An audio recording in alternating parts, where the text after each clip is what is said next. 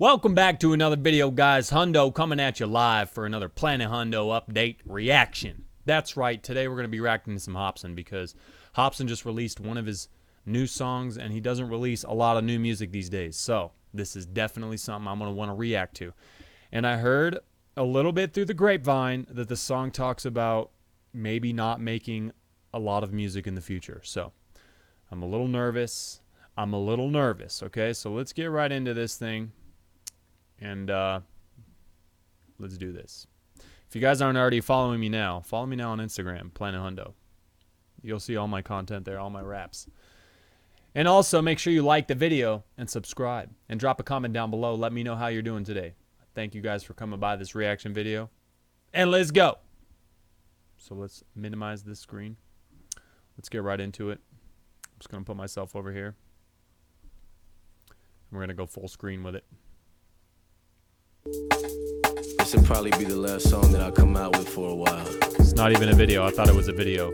I'm sorry to all my fans. Shit, bro. I always think of Robin Williams. Alright, this is something I've been needing because he hasn't been putting out a lot of music. So it's good that he's putting out a song talking about why he hasn't been putting out that many songs. You know what I mean? Let's get into this. Fans. I always think of Robin Williams, someone we loved and who we saw appealing. He made us all laugh as adults and children. Shit, all the millions that he had. I wonder what were his thoughts and feelings 5 minutes before the belt that cut his breath off and killed him. Probably something like my thoughts now. What goes up has gotta fall down.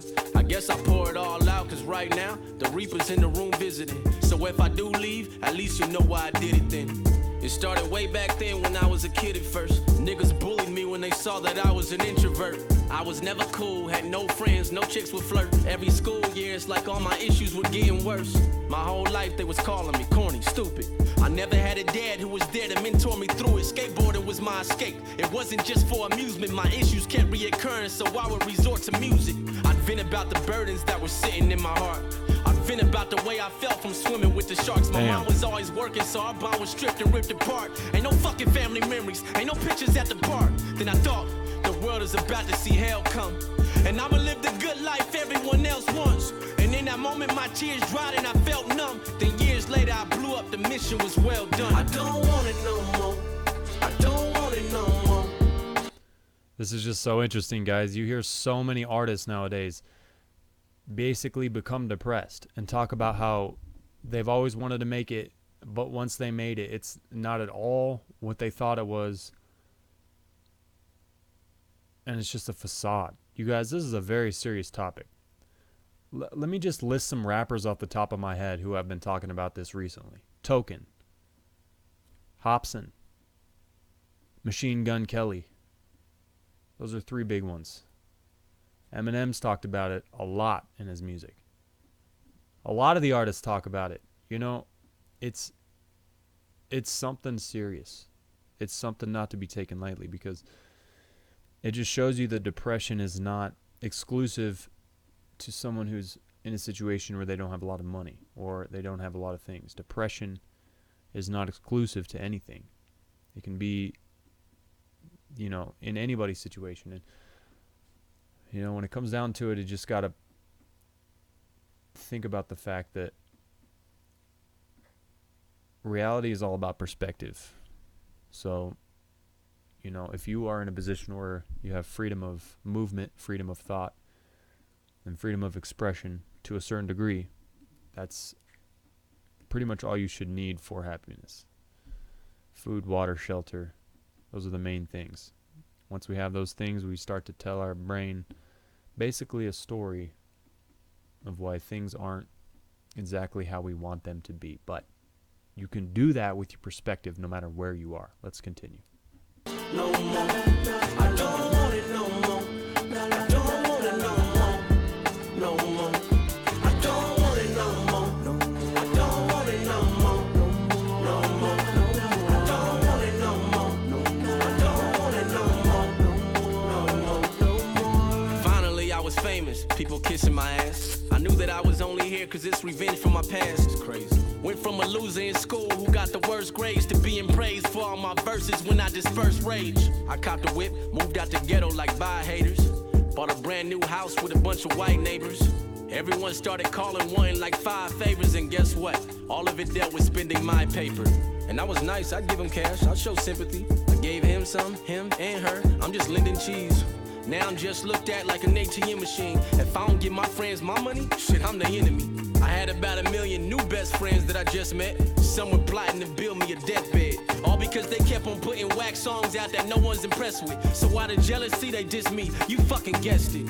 At least I had my squad, Jaren, Dizzy, Hopper, Swizz. I knew we stick together, stuck in this chaotic biz. We had it all figured out. It had a lot to give. It was funk volume for life. Who want a problem, bitch? Then all of a sudden, out of nowhere, we parted ways. 2016, those were some of my darkest days. Ask us all, whose fault was it? Ain't hard to say, but it was due to money and all of our bonds that start to fade. I mean,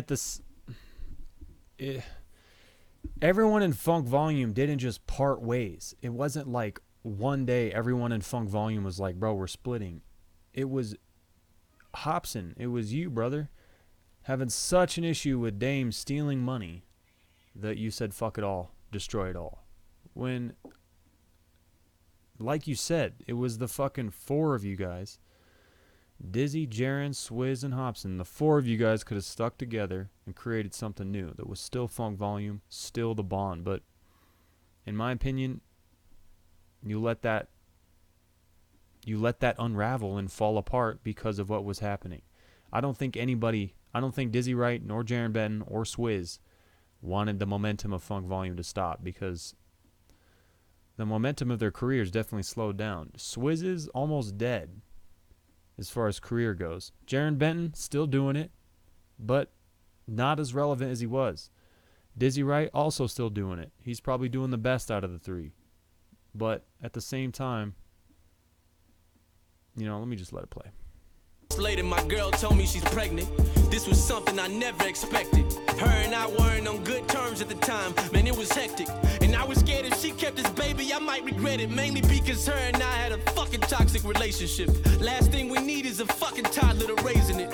Having a baby is great, but not as amazing when you got 2 parents who always fighting, hollering, breaking shit. Present day, all my people are gone. No real friends, just leeches around eating the crumbs. No family bonds, no FV, can't be with my son. No fucking girlfriend, I swear I thought that she was the one. I feel alone, and I struggle to give my fans what they want from me. I'm struggling to build this UP company.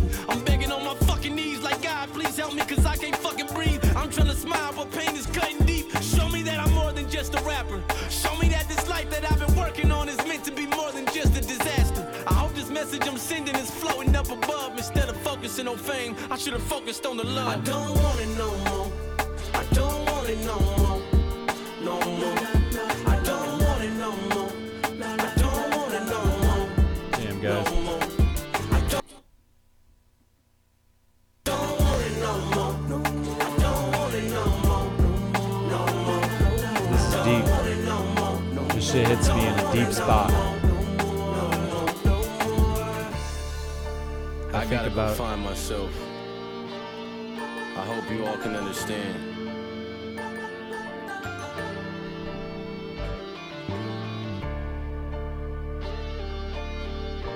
Damn, guys. That was deep. That was legitimately some real shit right there. This is just like, I don't even know what to say. All I know is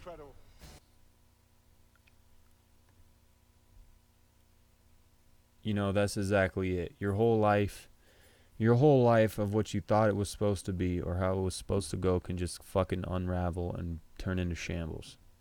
But like I said before, you've got to find your perspective. You have to find how you're perceiving things. You can perceive them in a much more positive light no matter what they are. And if you don't use that tool to your advantage, then unfortunately, you prevail or you don't, and no one cares. That's the sad truth of the reality of the universe. The universe, in my opinion, is just energy in motion. And it could care. There's nothing that could care less whether you exist or not. It could care less about any of your pain. It could care less about anything that's happening with you. And if you die this very moment, everything moves on. So,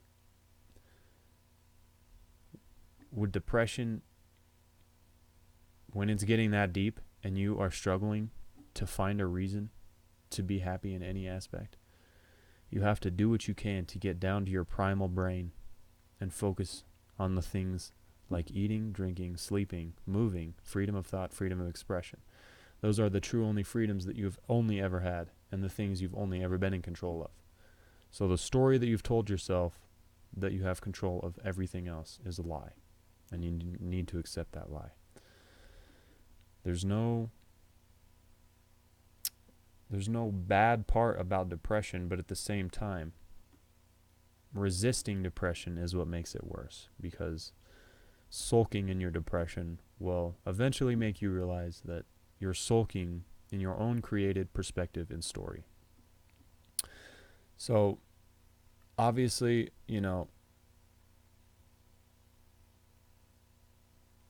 this is an interesting opinion, because this is coming from somebody who, in my opinion, should have already been, famous, kicked off.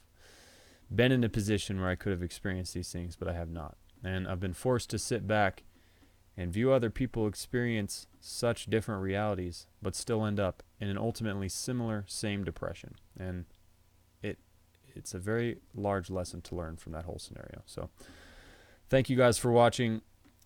Love goes out to Hopsin. Hopefully the dude's all right.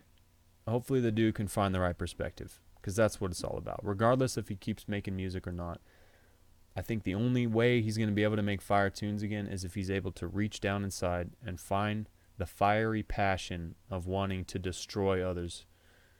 It's a competitive art. It's a competitive game, and it's all about the competitive nature. And if you can find the fire within yourself to be competitive, you will find yourself being active again. So thanks for watching, guys. This has been some Planet Hunter reaction on this Hopsin I Don't Want It song. It's pretty interesting.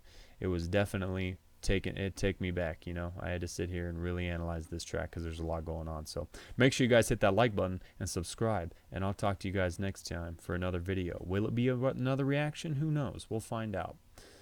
But either way, without further ado, I'll talk to you guys next time. This is some podcast I had of Devon Workshire. I don't know his last name. Let me see what it is. This is the guy that was Workheiser. This is Ned's Declassified. I don't know if you guys have ever seen that show, but that was a classic show back on, I believe it was Nickelodeon or something like that.